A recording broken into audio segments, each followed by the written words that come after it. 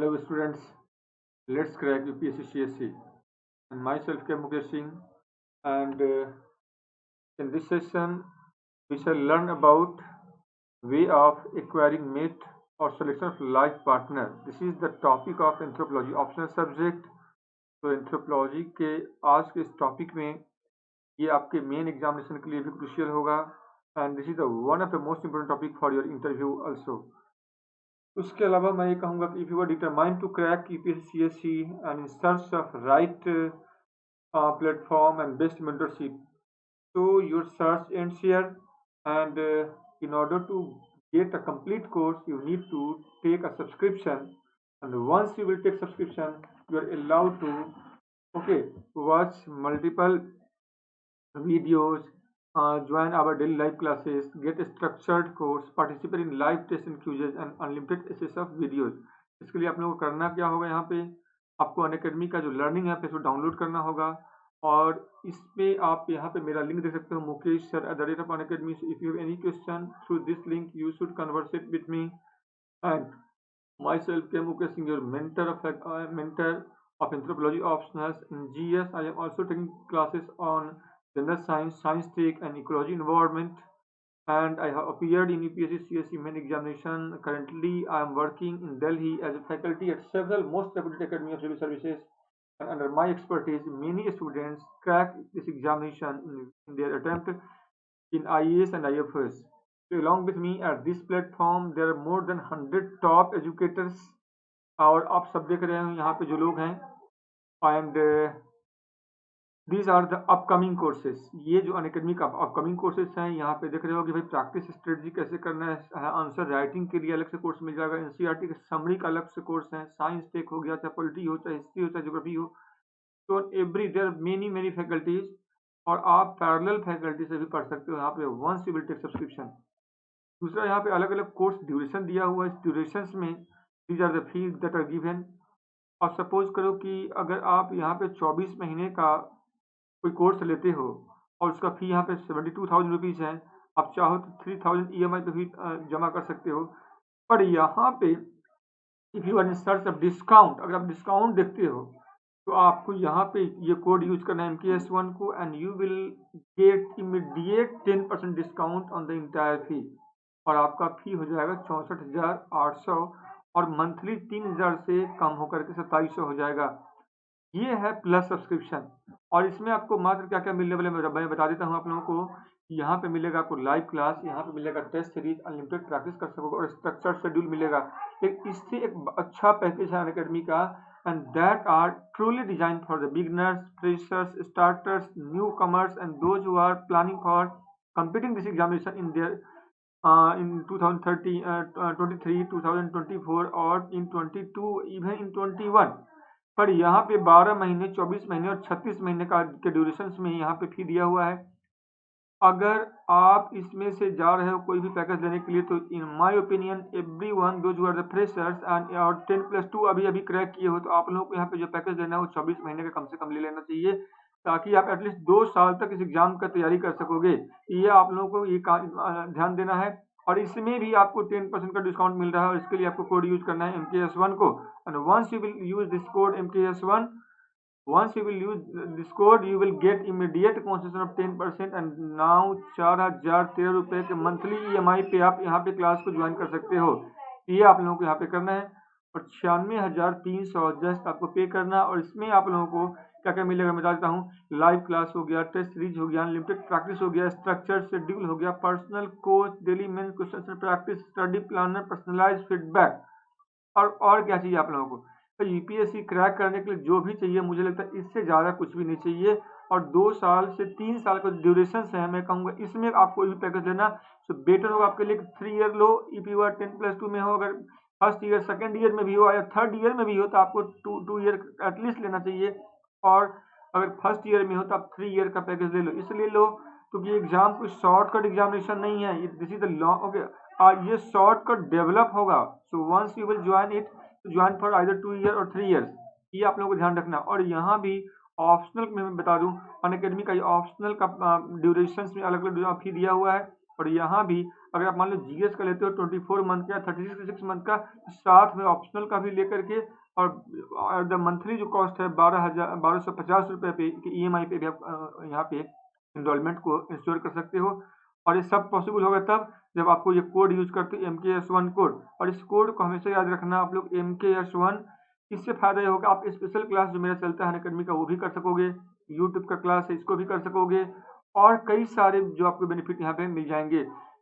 First of all just आपको करना क्या है, एक सब्सक्रिप्शन आप लोगों को यहाँ पे लेना है। क्यों लेना है भाई, आपका तैयारी है, आपको खुद डिसीजन करना है कि आप अपना तैयारी कब का चाहते हो और इस एग्जाम को कब तक आप क्रैक करना चाहते हो। चलते हैं आज हम अपने टॉपिक पे, और आज का हम लोग का टॉपिक आ गया है यहाँ पे ऑप्शनल में, लेक्चर टॉपिक है ways of acquiring mate selection. तो थोड़ा सा मैं यहाँ पे ठहर जाता हूँ ताकि आप लोग चीज़ों को समझ सको। हम लोग अपने जीवन में जब आप बड़े होते हो तो तय होता है आप लोगों के जीवन में कि भाई आप मैरिज में पार्टिसिपेट करो, भाई मतलब मैरिज करो आप। और जब आप करते हो तो आपके सामने एक सबसे बड़ा सवाल होता है कि मेरा जीवन साथी कौन होगा। और ये सवाल आज का नहीं, ये सवाल बहुत पहले से चला आ रहा है। ये सवाल इंडियन सोसाइटी में है ही, ये सवाल पूरे ट्राइबल सोसाइटी का भी है, वहाँ भी इस तरह का प्रॉब्लम्स है कि, और उसमें वो लोग किस तरीके का कल्चर को उन लोगों ने डेवलप किया है। ओके, अकॉर्डिंग टू मजूमदार का आप लोग यहाँ पे देख रहे हो कि मजूमदार के हिसाब से selection of life partner in tribal community are based on social or civil contract that is performed in any of the following way। मतलब जो मैरिज है उसके जो तमाम जो तरह का ट्राइबल सोसाइटी में था, यहाँ पे मैं बात करूँगा 1 by 1 कितने टाइप के मैरिज थे, मैंने उस पर चर्चा किया हुआ, उस वीडियो को देख सकते हो। और आज है कितने तरीके से लोग जीवन साथी को अपने जीवन में हासिल किया है, प्राप्त किया है, उसके लिए क्या बलिदान दिया है लोगों ने, और किस तरीके का हमारा सोशल ताना बना था। हम लोग जा रहे हैं आज उस पर बात करने के लिए। यहाँ पे जो तरीका दिया हुआ है ऑलमोस्ट हम बात करेंगे 8 to 9 different types of marriage के तरीके हैं। जिसमें पहला है मैरिज बाय कैप्चर, दूसरा हो गया मैरिज बाय ट्रायल, तीसरा है मैरिज बाय परचेज, चौथा यहाँ पे तरीका है और वो है मैरिज बाय एक्सचेंज, पांचवा हो गया मैरिज बाय सर्विस, छठा है मैरिज बाय निगोशिएशन, सातवां हो गया मैरिज बाय इलोपमेंट, आठवां है मैरिज बाय इंफ्यूजन और नाइन्थ है मैरिज बाय प्रोवेशन। तो 1 by 1 अगर हम लोग बात करें, फर्स्ट हम लोग का है यहाँ पे आप लोग देख रहे हो मैरिज बाय कैप्चर। तो चलते हैं एक फ्रेश स्लाइड लेते हैं ताकि मैं प्रॉपर लिख सकूँ आप लोगों को, और आप लोग भी मेरे साथ नोट्स भी बना सको, और आप इस पूरे सेशन में वो इंजॉय कर सको, एंटरटेन कर सको, और आप एक कॉन्सेप्चुअल फंडामेंटल को आप डेवलप कर सको। तो चलिए स्टार्ट करते हम लोग हैं, और मैं यहाँ पे थोड़ा सा आप लोग से यही कहूँगा कि 1 by 1 चीज़ों को हम लोग बात करेंगे। So first of all marriage by capture. तो make heading number 1 called marriage by capture.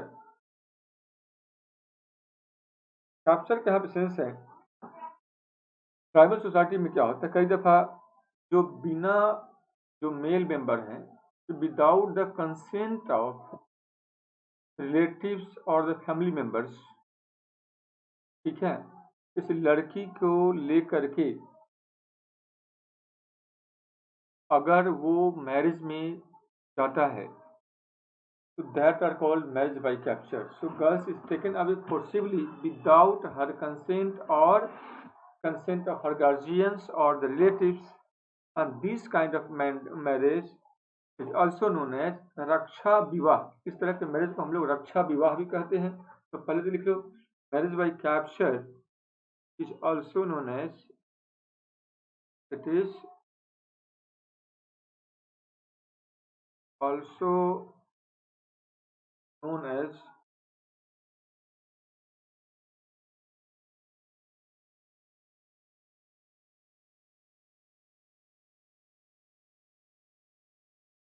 रक्षा विवाह। एक तो आपको याद रखना है। दूसरा इसमें होता क्या है, आप लिख सकते हो in this kind of marriage, girls is taken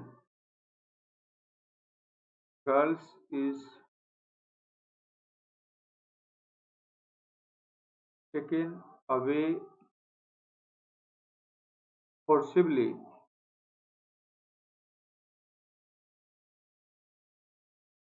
without her consent,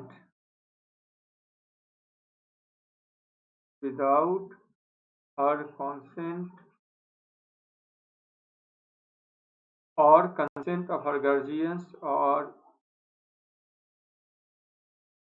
consent of her guardians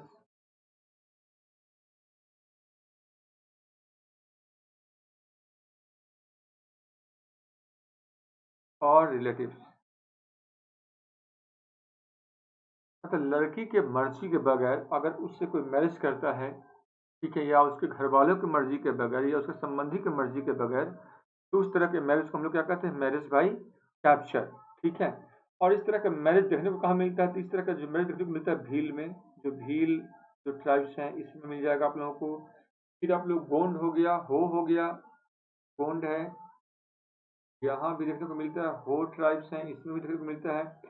जो संथाल है, ठीक है, संथाल में भी ये मैरिज देखने को मिलता है। और संथाल से आप लोगों को कुछ याद भी आ रहा होगा, आ रहा है ना? सेरेमोनियल कैप्चर यहाँ पे क्या होता है? टेक्स्ट प्लेस होता है इसमें।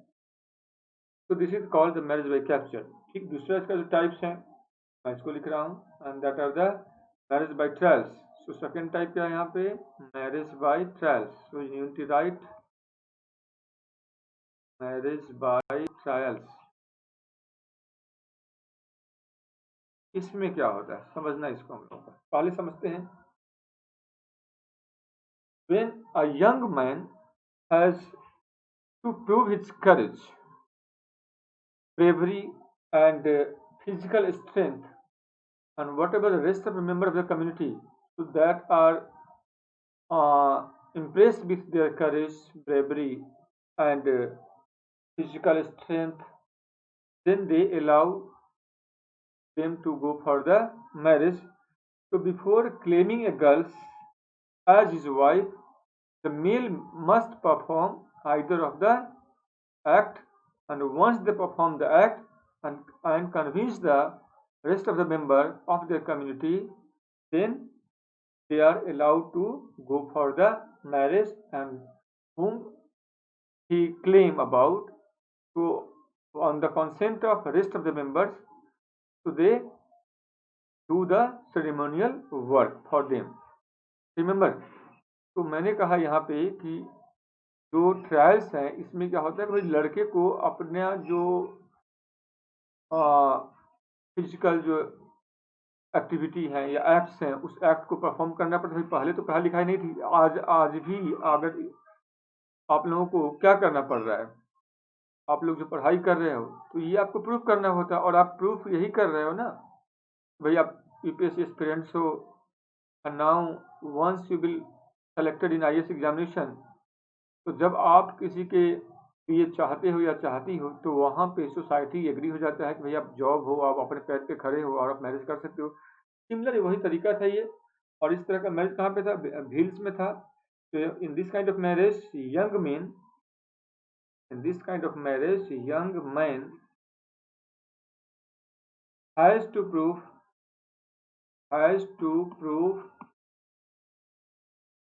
his courage and bravery,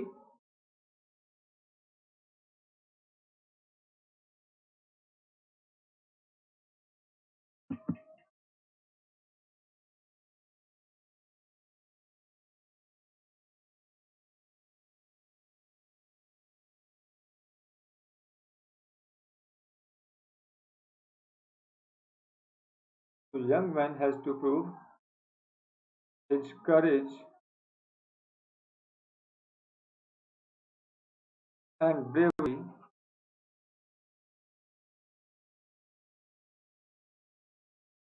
and other physical act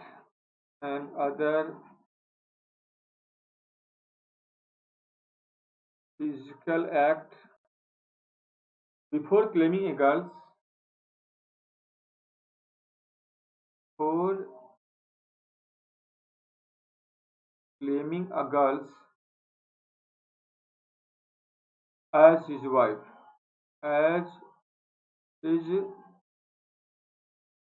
wife, and this kind of marriage are common in the Wales. तो Wales ट्राइब्स हैं उसमें इस तरह का जो मैरिज है वो क्या है, बड़ा सा कॉमन। ये हमें यहाँ पे याद रखना है, ठीक है। थर्ड जो काइंड ऑफ मैरिज का, you all know what is the third kind of marriage. तो मैंने पहले बता दिया था कि भाई marriage by purchase. So make heading third types of marriage, third kind of marriage. Third type क्या है यहाँ पे, वो है मैरिज बाय परचेज।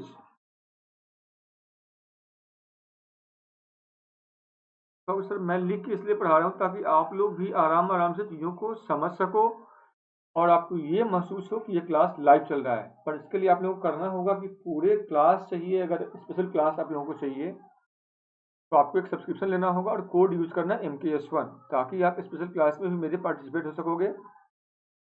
तो गाइस रिमेंबर हियर, सो इसमें क्या है, मैरिज बाय परचेज का मतलब हुआ कि marriage demands a payment for the bride, ठीक है, and known as bride price. मतलब इसके लिए you need to pay bride price, ठीक है।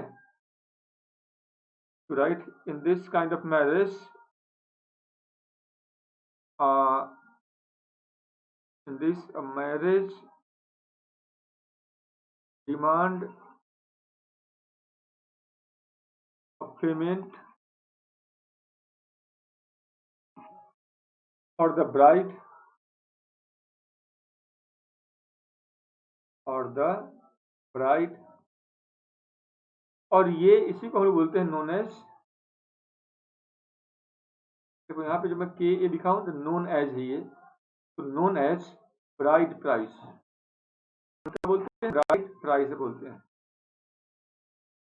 अब ब्राइड प्राइस को पे किए बगैर किसी का इसमें मैरिज नहीं हो सकता है, तो ये पे करना ही करना है। और इस तरह का जो मैरिज देखने को मिलता है ये मिलता है हम लोग कुकी में, कुकी ट्राइब्स हैं। इसके अलावा जो नागा हो गया, नागा में भी देखने को मिलता है। तो संथाल है, उरांव है, तो रिमेंबर संथाल, रिमेंबर उरांव। इसके बाद टोटा हो गया, लोधा हो गया। These are those tribes. So in their society you will get this kind of marriage and this form of marriage and this form of okay ways of acquiring the mate partners। तो यहाँ पे इस तरह का है कि भाई तभी सेरेमोनियल होगा जब लड़का कोई ब्राइड प्राइस को पे करेगा, ठीक है ना। इसका जो फोर्थ जो हम लोग टाइप की बात करने जा रहे हैं, ये हम लोग यहाँ पे देखते हैं जो फोर्थ टाइप क्या है यहाँ पे। तो the fourth type here is marriage by exchange. This is the fourth type, marriage by exchange. ये बड़ा सा अजीब सा मैरिज है, क्योंकि यहाँ पे जो लड़का पक्ष है, अगर लड़का किस लड़की से शादी करता है तो बदले में उस लड़के को अपने सिस्टर या कजिन सिस्टर से, ठीक है, लड़की के भाई से शादी करवाना पड़ेगा। तो bride okay, because in this what happens in this bride price is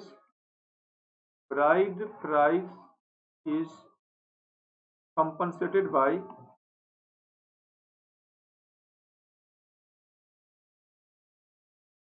bride price is compensated by providing another bride,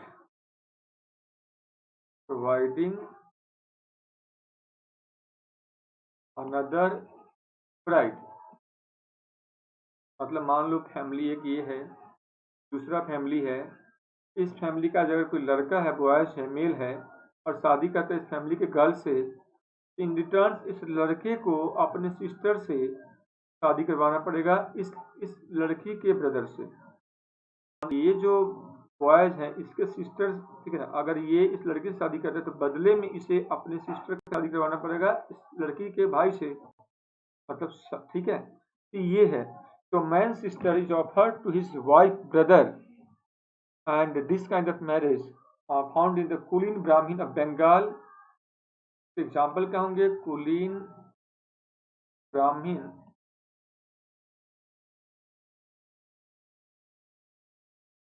of Bengal, एक एग्जाम्पल ये हो गया इसका। दूसरा एग्जाम्पल हो भोटिया, जो भोटिया ट्राइब्स हैं, भोटिया ट्राइब में भी ये PHOTIA, Bhotia tribes, remember it. इस ट्राइब्स में इस तरह का मैरिज देखा जाता है। मैरिज का एक और जो टाइप यहाँ पे हम लोग बात करें पास में टाइप का, वो है marriage by negotiation.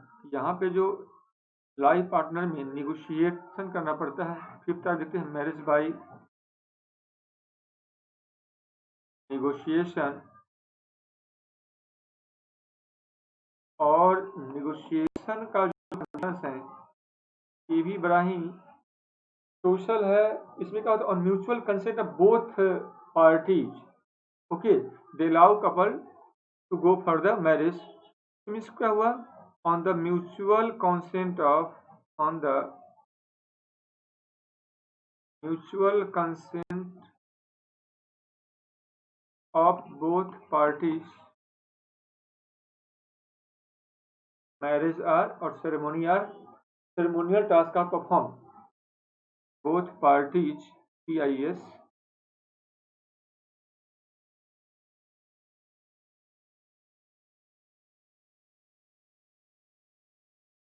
Okay, marriage are allowed, दोनों के कॉन्सेंट अगर होगा तो यहाँ पे मैरिज को अलाउ कर दिया जाता है। और ये कहाँ हम लोग को पैगा में या हो कुकी में भी मिल जाएगा आपको। हो ट्राइब्स हैं, याद रखिएगा आप लोग।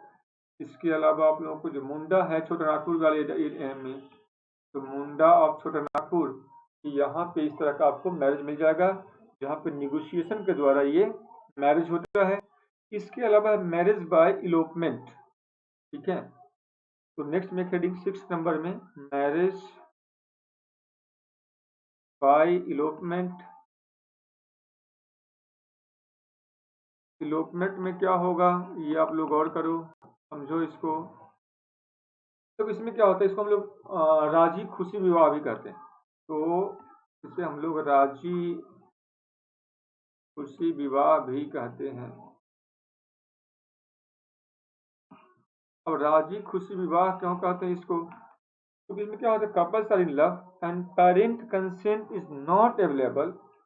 अगर कोई कपल्स हैं, लव एक दूसरे से प्यार करता है और पेरेंट का सहमति नहीं है, then on mutual consent they run away from their home for a considerable period. और उसके बाद तो समझ ही रहे हो क्या होगा कि भाई या तो घर वाले जाकर के उनको मना कर लेके आए, या कुछ दिन के बाद वो खुद ही लेकर के आएंगे, थोड़ा सा डांट फटकार होगा उनका, उसके बाद लोग उसे, ठीक है, मैरिज के लिए घर वाले क्या होंगे, परमिट कर देंगे। तो इसीलिए इसको हम लोग बोलते हैं राजी खुशी विवाह। इसका एक और नाम है उड़ा उड़ी चोलकी, ठीक है, उड़ा उड़ी चोलकी, यही तो ऑलमोस्ट सिमिलर है मैरिज बाय प्रोविजन की तरह, ठीक है। एक और बड़ा ड्रामेटिक मैरिज है, वो है मैरिज बाय इंफ्यूजन। तो देखते हैं इसमें क्या होता है। अच्छा, ये 5वां 6 7 नंबर हो गया, marriage by infusion. Marriage by infusion मतलब जोर जबरदस्ती है, एक प्रकार का जोर जबरदस्ती का। इसमें कारण हमें ढूंढना है, कारण क्या बेसिकली देखो, जब कोई लड़की या जनरली इसमें क्या होता है, कोई लड़की जो ट्राइबल गर्ल्स हैं, अगर वो किसी मेल्स को बहुत मन से चाहती है, so once the girls okay likes particular boy और मेल, तो गर्ल्स एक्सप्रेस हर विलिंगनेस। जो लड़की है वो खुद अपने जो उसकी इच्छा है वो व्यक्त करती है, और अगर वो लड़का या उसके घर वाले उससे अगर तैयार नहीं होता है, तो वैसे में लड़की क्या जबरदस्ती घर में घुस जाती है। और घर में घुसने के बाद क्या होगा भाई, जब घर में घुसोगे किसी के, तय बात है घर वाले तो आपको पसंद करते नहीं है, तो हो सकता है घर वाले के समर्थन न मिले, लड़का भी पसंद नहीं करता तो लड़का का भी इनिशियल समर्थन न मिले, लड़की के साथ बहुत तरह का बुरा व्यवहार भी होता है। उस वजह में ग्रेजुअली फैमिली वाले जब रहने ही लगती है, घर वालों का सेवा करना शुरू कर देती है, लाख डांट फटकार मार पिटाई के बाद भी वो वहाँ पे अपने आप को नहीं चाहती है वहाँ से अलग होना, तो फिर फाइनली क्या होता है, फैमिली वाले एग्री कर जाते हैं। तो in this girls herself include in house a persons without the permission of their guardians. So naturally they get abused, and finally the family members agree to go for the ceremonial work. Okay, so the girls has to face in this what happened. The girls has to face different mode of operations, isn't it? And if she overcome all those, definitely marriage is sanctioned. तो यहाँ पे हमें इस बात को याद रखना है. इसमें होता क्या है कि so right in this girls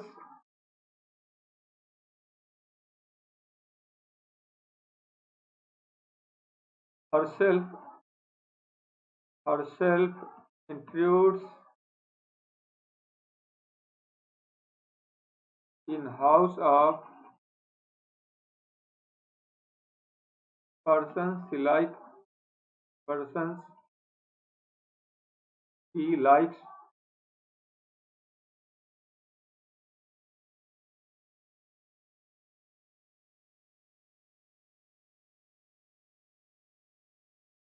she likes without the permission of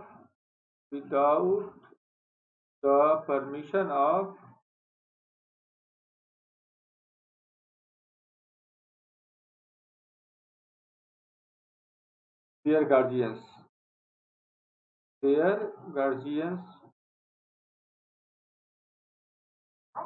So naturally they abused. So naturally they abuse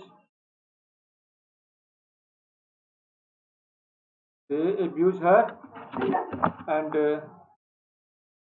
the girl has to face. So as a result, what happened? So the girl has to face different mode of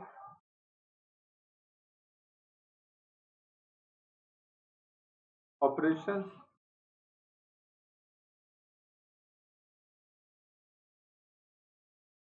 and if she overcome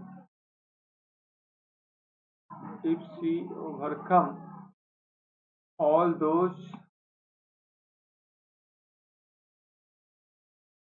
then marriage is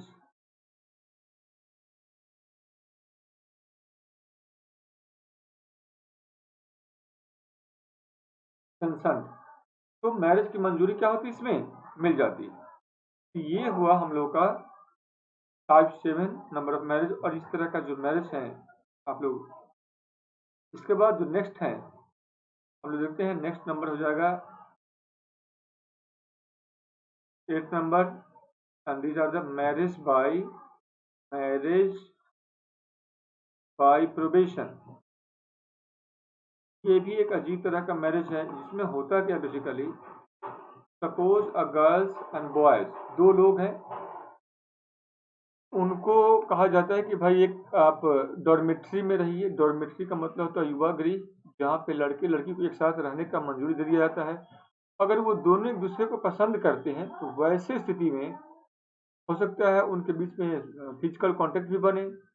और उसके बाद अगर वो comfort नहीं है, ठीक है, कि हम साथ नहीं रहना चाहते हैं, if they deny to go for the marriage, so under that circumstances the boys